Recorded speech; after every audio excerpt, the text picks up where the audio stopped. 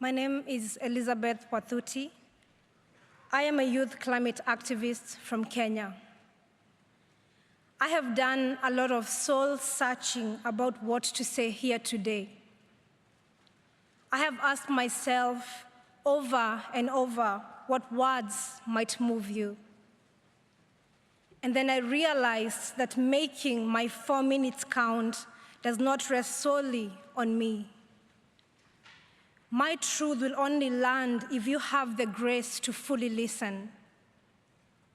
My story will only move you if you can open up your heart. I can urge you to act at the pace and scale necessary, but in the end, your will to act must come from deep within. I need to tell you what is happening in my home country.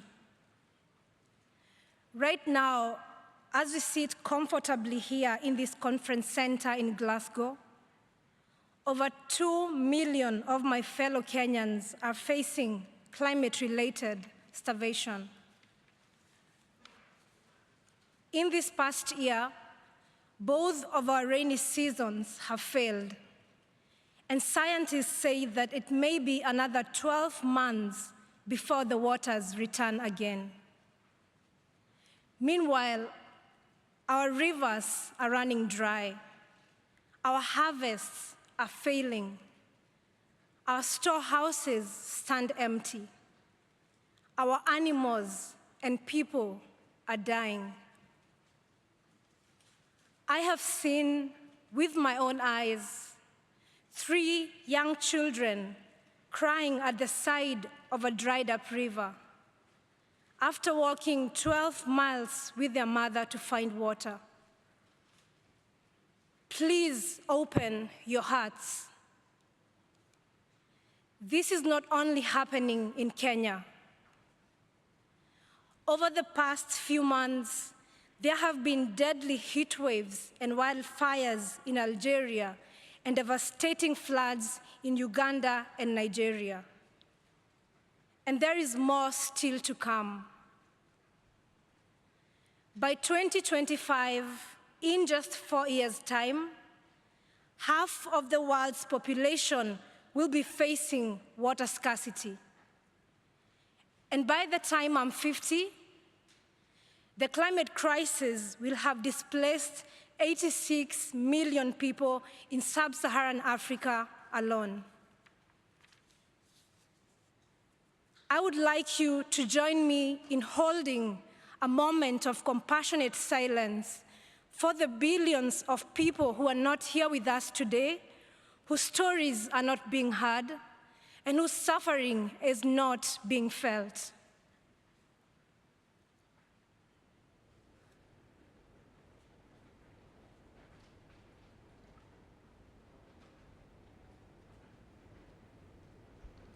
Please open your hearts. If you allow yourself to feel it, the heartbreak and the injustice is hard to bear. Sub-Saharan Africans are responsible for just 0.5% of historical emissions. The children are responsible for none, but they are bearing the brunt. We are the adults on this earth right now, and it is our responsibility to ensure that the children have food and water. I have been doing what I can.